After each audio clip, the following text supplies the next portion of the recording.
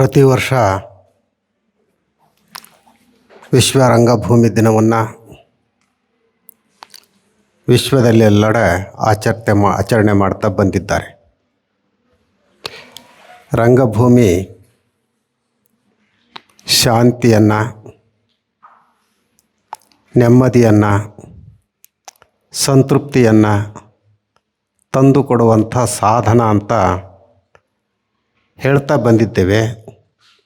ಆದರೆ ಜಗತ್ತು ಈ ಮೂರನ್ನು ಬಿಟ್ಟು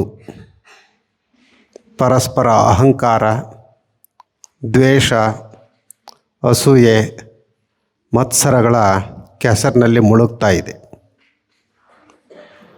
ಬಿಲ್ಲಪ್ಪನವರು ಒಂದು ಮಾತನ್ನು ಹೇಳಿದರು, ದೊಡ್ಡ ಮನುಷ್ಯರಾಗೋದಕ್ಕಿಂತ ಒಳ್ಳೆಯ ಮನುಷ್ಯರಾಗುವಂಥದ್ದು ಶ್ರೇಷ್ಠ ಅಂತ. ಆದರೆ ಇವತ್ತು ಇಡೀ ಲೋಕ ನಾನು ದೊಡ್ಡವನಾಗಬೇಕು ಅಂತ ಯೋಚನೆ ಮಾಡ್ತಾ ಇದೆ ಹೊರತಾಗಿ ನಾನು ಒಳ್ಳೆಯವನಾಗಿ 4 ಜನರನ್ನ ಒಳ್ಳೆಯವ್ರನ್ನಾಗಿ ಮಾಡಬೇಕು ಅನ್ನುವಂಥ ಸದಾಲೋಚನೆ ಎಲ್ಲೂ ಕೂಡ ಕಾಣ್ತಾ ಇಲ್ಲ. ನಮ್ಮ ಪ್ರಾಚಾರ್ಯ ಯುದ್ಧವನ್ನು ಕುರಿತು ಮಾತನಾಡಿದರು. ಬಸವಣ್ಣವರ ಒಂದು ವಚನ, ಹಬ್ಬಕ್ಕೆ ತಂದ ಹರಕೆಯ ಕುರಿ ತೋರಣಕ್ಕೆ ತಂದ ತಳಿರ ಮೇಯಿತ್ತು, ಕೊಂದವರೆಂಬುದನ್ನು ಅರಿಯದೆ. ಕೊನೆಗೆ ಆ ವಚನದಲ್ಲಿ ಬರುತ್ತೆ, ಕೊಂದವರುಂಟೆ ಕೂಡಲ ಸಂಗಮ ದೇವ.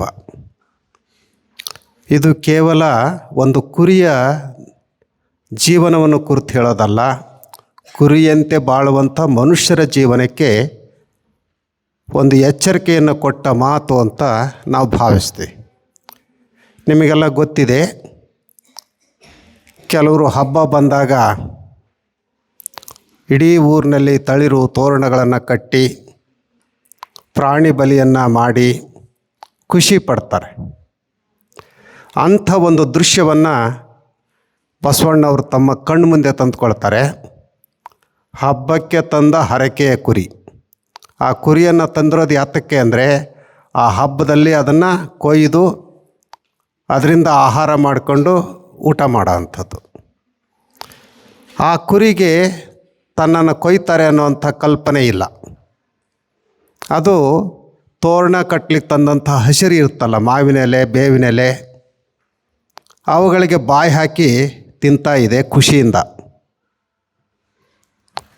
ಇನ್ನೊಂದು ಕ್ಷಣದಲ್ಲಿ ನನ್ನನ್ನು ಸಾಯಿಸ್ತಾರೆ ಅನ್ನುವಂಥ ಕಲ್ಪನೆ ಆ ಕುರಿಗಿಲ್ಲ. ಬಸವಣ್ಣವರು ಅದನ್ನು ಗಮನದಲ್ಲಿ ಇಟ್ಕೊಂಡು ಕೊನೆಗೆ ಹೇಳ್ತಾರೆ, ಕೊಂದವರು ಉಳಿದರೆ ಕೂಡಲ ಸಂಗಮ ದೇವ. ನೀವೇನೋ ಅದನ್ನು ಕೊಂದ್ರಲ್ಲಪ್ಪ, ನೀವು ಉಳಿತೀರಾ. ನೀವು ಒಂದು ದಿನ ಹೀಗೆ ಹೋಗಿಬಿಡ್ತೀರಲ್ಲ. ಅದನ್ನು ನಾವು ಇವತ್ತಿನ ಯುದ್ಧಕ್ಕೆ ಹೋಲಿಕೆ ಮಾಡ್ಕೊಂಡ್ರೆ, ನಾನು ದೊಡ್ಡಣ್ಣ ಆಗಬೇಕು, ಎಲ್ಲರೂ ನಾನು ಹೇಳಿದ ಹಾಗೆ ಕೇಳಬೇಕು, ಎಲ್ಲ ಸಂಪತ್ತು ನನ್ನ ಹತೋಟಿಯಲ್ಲಿ ಇರಬೇಕು ಅನ್ನೋಂಥ ಆಸೆ, ದುರಾಸೆ ಅಂತಲೇ ಹೇಳಬೇಕು. ದುರಾಸೆ, ಅಹಂಕಾರ ಇದೇ ಯುದ್ಧಕ್ಕೆ ಕಾರಣ ಆಗ್ತಾಯಿದೆ.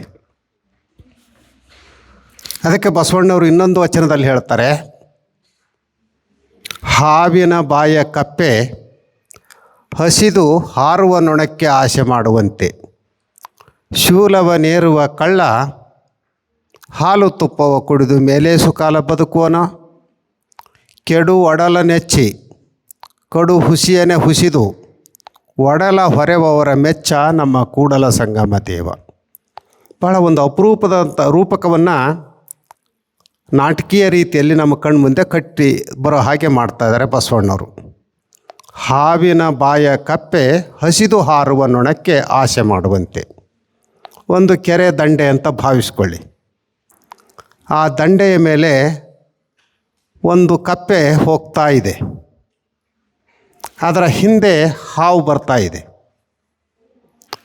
ಹಾವಿಗೆ ಕಪ್ಪೆಯನ್ನು ನೋಡಿ ಖುಷಿ, ಅದನ್ನು ಕಚ್ಕೊಂಡ್ಬಿಟ್ಟಿದೆ ಅರ್ಧ ಕಪ್ಪೆಯನ್ನು.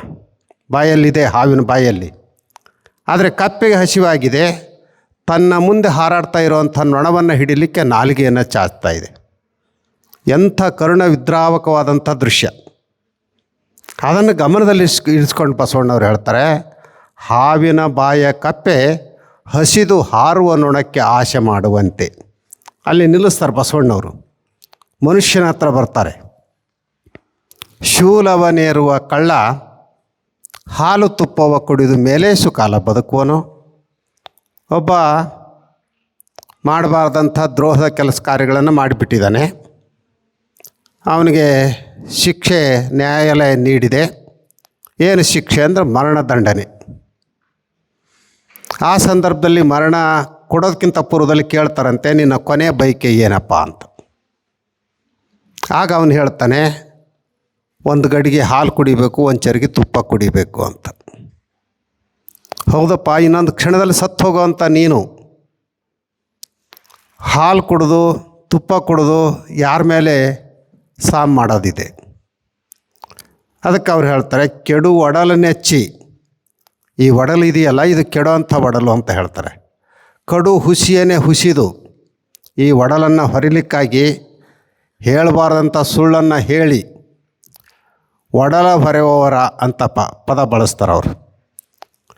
ಇದನ್ನು ನಾವು ಯಾಕಿಲ್ಲಿ ಪ್ರಸ್ತಾಪ ಮಾಡ್ತೇವೆ ಅಂತಂದರೆ, ಒಂದು ಕಡೆ ಶಾಂತಿ, ಮತ್ತೊಂದು ಕಡೆ ಅಶಾಂತಿ. ಈ ಶಾಂತಿ ಅಶಾಂತಿಗೆ ಕಾರಣ ಆದಂಥವರು ನಾವೇ. ಹಾಗಾಗಿ ನಮ್ಮ ಅಂತರಂಗದೊಳಗಡೆ ಶಾಂತಿಯ ಬೀಜಗಳನ್ನು ಹೆಚ್ಚು ಹೆಚ್ಚು ಬಿತ್ತುತ್ತಾ ಹೋಗಬೇಕು. ರಂಗಭೂಮಿ ಆ ಕೆಲಸ ಮಾಡುತ್ತೆ ಅನ್ನುವಂಥ ನಂಬಿಕೆ ಬಹುಶಃ ವಿಶ್ವದಲ್ಲಿ ಇರೋವಂಥ ಎಲ್ಲರದು ಕೂಡ ಹೌದು. ಈಗ ಮೊನ್ನೆ ತಾನೇ ನಮ್ಮ ಕಲಾವಿದರು, ರಂಗಶಾಲೆಯ ಕಲಾವಿದರು ಒಂದು ಅಪರೂಪದ ದೃಶ್ಯ ಕಾವ್ಯವನ್ನು ಕಟ್ಟಿಕೊಟ್ರು. ಕರ್ಣದ್ಯುಮಣಿ ಇನ್ನು ಮುಂದೇನಾಯ್ತಲ್ಲ, ರಾಧೆ, ಕರ್ಣದ್ಯುಮಣಿ ರಾಧೆ ಅಂತ. ಅಲ್ಲಿ ಕರ್ಣ ಕರುಣೆಯ ಕಡಲಾಗೆ ಕಂಡು ಬರ್ತಾನೆ. ಆದರೆ ಆ ಕರ್ಣನಿಗೆ ಬರುವಂಥ ಯಾತನೆಗಳು, ಸಮಸ್ಯೆಗಳು, ಸವಾಲುಗಳು, ಅವುಗಳನ್ನು ಆತ ಹೇಗೆ ಎದುರಿಸ್ತಾ ಅನ್ನೋದನ್ನು ನಾವು ಗಮನಿಸಬೇಕು. ಹಾಗೆಯೇ ತಂತ್ರಗಳನ್ನು ಮಾಡುವಂಥ ಒಬ್ಬ ಕೃಷ್ಣ ಯಾವ್ಯಾವ ಸಂದರ್ಭದಲ್ಲಿ ಹೇಗೆ ಹೇಗೆ ತಂತ್ರಗಳನ್ನು ಮಾಡಿ ಒಬ್ಬರನ್ನು ತುಳಿಯೋದು, ಇನ್ನೊಬ್ಬರನ್ನು ಎತ್ತೋದು, ಇದು ಎಲ್ಲ ಕಾಲಕ್ಕೂ ನಡೀತಾ ಇರುವಂಥದ್ದೇ. ಆದರೆ ಕೊನೆಗೆ ಆ ಕರ್ಣ ಯಾರ ಮಗ? ಈ ಪ್ರಶ್ನೆ ಬೃಹದಾಕಾರವಾಗಿ ಕಂಡುಬರುತ್ತೆ. ರಾಧೆ ನನ್ನ ಮಗು ಅಂತ ಹೇಳ್ತಾಳೆ, ಕುಂತಿ ನನ್ನ ಮಗು ಅಂತ ಹೇಳ್ತಾಳೆ. ಆಗ ಅಲ್ಲಿಗೆ ಬಂದಂಥ ಯಾರು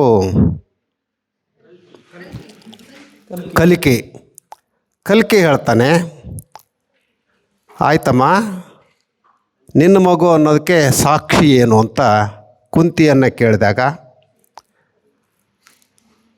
ಸೂರ್ಯನ ವರದಿಂದ ಹುಟ್ಟಿದಂಥ, ನನಗೆ ಹುಟ್ಟಿದಂಥ ಮಗು ಅದು, ಆದ್ದರಿಂದ ಅದು ನಂದು ಮಗು.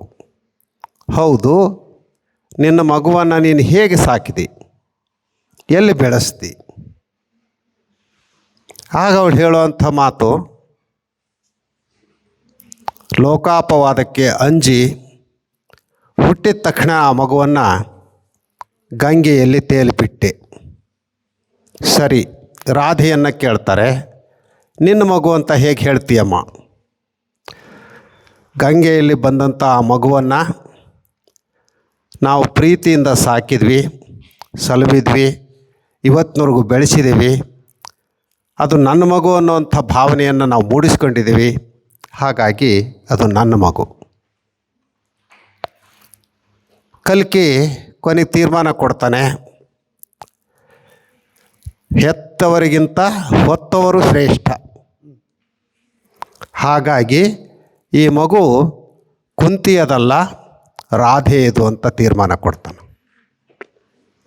ಇದು ಪುರುಷ ಸಹಜವಾದಂಥ ಗುಣ. ಆದರೆ ರಾಧೆ ಕೊನೆಗೆ ಹೇಳುವಂಥ ಮಾತೇನು, ಇದು ನಮ್ಮಿಬ್ಬರ ಮಗು, ನಾವಿಬ್ಬರೂ ಸೇರಿ ಇದನ್ನು ಸಂಸ್ಕಾರ ಮಾಡೋಣ.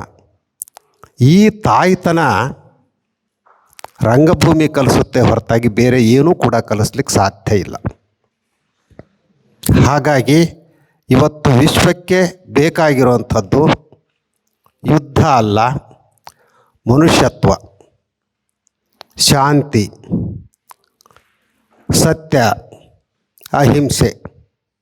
ಹಾಗಾಗಿನೇ ಬಸವಣ್ಣವ್ರು ಹೇಳಿದ್ದು, ದಯವಿಲ್ಲದ ಧರ್ಮ ಅದೇ ಉದಯ.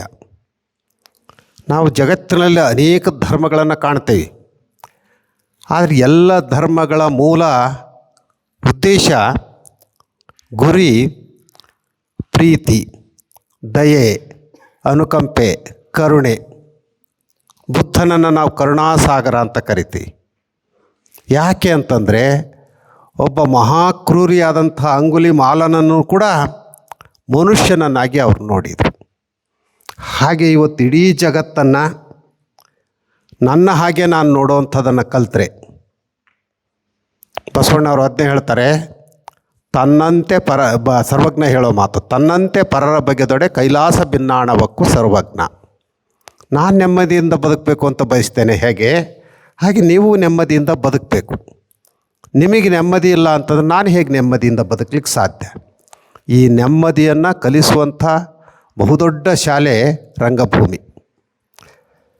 ಹಾಗಾಗಿ ನಾವು ಅನೇಕರಿಗೆ ಹೇಳ್ತಾ ಇರ್ತೀವಿ, ರಂಗಭೂಮಿ ಬರೀ ನಟನೆ ಮಾಡೋದಲ್ಲ, ತಮ್ಮ ಬದುಕನ್ನು ಪರಿವರ್ತನೆ ಮಾಡಿಕೊಳ್ಳುವಂಥದ್ದು. ನಾನು ಭಾಳ ಶ್ರೇಷ್ಠ ನಟ ಆಗ್ಬೋದು, ಆದರೆ ಆ ನಟ ಪರಿವರ್ತನೆ ಆಗದೇ ಇದ್ದರೆ, ತನ್ನಲ್ಲಿರುವಂಥ ದೌರ್ಬಲ್ಯಗಳನ್ನು ದೂರ ಮಾಡಿಕೊಳ್ದೇ ಇದ್ದರೆ, ಅವನು ಮತ್ತೆ ಸಾಮಾನ್ಯರ ಹಾಗೆ ದ್ವೇಷ, ಅಸೂಯೆ, ಮತ್ಸರಗಳನ್ನು ತುಂಬ್ಕೊಂಡ್ಬಿಟ್ಟಿದ್ರೆ ಅವನ ಕಲೆಗೆ ಬೆಲೆ ಇಲ್ಲ ಅಂತಲೇ ನಮ್ಮ ಭಾವ. ಯಾವಾಗ ನಾವು ಆ ರಂಗಭೂಮಿಯ ಒಳಗಡೆ ಪ್ರವೇಶ ಮಾಡ್ತೇವೋ ಆಗ ನಾನೊಬ್ಬ ಹೊಸ ಮನುಷ್ಯನೇ ಆಗಬೇಕು. ಅದನ್ನೇ ಪರಕಾಯ ಪ್ರವೇಶ ಅಂತ ಹೇಳೋ ಅಂಥದ್ದು. ನಾನಲ್ಲಿ ನಾಟಕದ ರಂಗ ತಾಲೀಮಿನ ಮೇಲೆ ಯಾವುದೇ ಪಾತ್ರ ಮಾಡಿರ್ಬೋದು, ಆದರೆ ನನ್ನೊಳಗಡೆ ಆ ಕರುಣಾರಸ ಸವಾಗಲೂ ಹರಿತಾ ಇರಬೇಕು. ಹಾಗಿದ್ದಾಗ ಮಾತ್ರ ಮನುಷ್ಯ ದೇವನಾಗಲಿಕ್ಕೆ, ಶರಣನಾಗಲಿಕ್ಕೆ ಸಾಧ್ಯ ಆಗುತ್ತೆ. ನಮ್ಮ ದೃಷ್ಟಿಯಲ್ಲಿ ರಂಗಭೂಮಿ ಅಂತಂದರೆ ಅದು ಒಂದು ತಪಸ್ಸಿದ್ದ ಹಾಗೆ. ನಾವೆಲ್ಲರೂ ಕೂಡ ತಪಸ್ವಿಗಳು. ಆ ತಪಸ್ಸಿನ ಮೂಲ ಉದ್ದೇಶ ಮಾನವ ಮಹಾದೇವನಾಗುವಂಥದ್ದು, ಮೃಗ ಆಗೋದಲ್ಲ.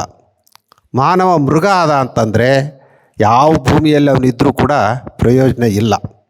ಈ ನೆಲೆಯಲ್ಲಿ ವಿಶ್ವ ರಂಗಭೂಮಿ ನಮ್ಮೆಲ್ಲರ ಅಂತಃಕರಣದ ಭಾವನೆಗಳನ್ನು ಇನ್ನಷ್ಟು ಉದ್ದೀಪನಗೊಳಿಸಿ ನಮ್ಮ ಬದುಕನ್ನು ಆದರ್ಶದ ಕಡೆ ಓಡುವ ಹಾಗೆ ಮಾಡಿದರೆ ಆಗ ಜಗತ್ತು ಸುಧಾರಣೆ ಆಗುತ್ತೆ. ನಾನೊಬ್ಬ ಸರಿಯಾದರೆ ಜಗತ್ತು ಸರಿ ಆಗಲಿಕ್ಕೆ ಸಾಧ್ಯವಾ? ಈ ಪ್ರಶ್ನೆ ಹಾಕ್ಕೊಳ್ಳೋ ಅಗತ್ಯ ಇಲ್ಲ. ಯಾಕೆ ಅಂತಂದರೆ ಮೊದಲು ನಾನು ಸರಿ ಆಗಬೇಕಲ್ಲ. ನಾನು ಸರಿಯಾದೆ ಅಂತಂದರೆ ಸಮಾಜ ಸರಿಯಾಗುತ್ತೆ. ಒಬ್ಬ ಮೂರ್ಖ ಕಡಿಮೆ ಆಗ್ತಾನೆ. ಆ ಮೂರ್ಖರ ಸಂಖ್ಯೆಯನ್ನು ಕಡಿಮೆ ಮಾಡುವಂಥದ್ದೇ ರಂಗಭೂಮಿ ಅನ್ನೋದನ್ನು ಸೂಚ್ಯವಾಗಿ ಹೇಳ್ತಾ, ಇವತ್ತು ಒಂದು ಅಪರೂಪದ ಏಕ ವ್ಯಕ್ತಿಯ ಪ್ರದರ್ಶನ ನಮ್ಮ ವೈ.ಡಿ. ಬದಾಮಿ ಮತ್ತು ಅವರ ಶ್ರೀಮತಿಯವರು ಸೇರ್ಕೊಂಡು ತಯಾರು ಮಾಡಿದ್ದಾರೆ. ಆ ವಿಶ್ವರಂಗಭೂಮಿಯ ದಿನವೇ ಅದನ್ನು ಇಲ್ಲಿ ಅಭಿನಯಿಸಬೇಕು ಅಂತ ನಾವೇ ಅವ್ರಿಗೆ ಒತ್ತಾಯ ಮಾಡಿದ್ವಿ. ಅವ್ರು ಹೇಗೆ ಮಾಡ್ತಾರೋ ನಾವಿನ್ನೂ ನೋಡಿಲ್ಲ.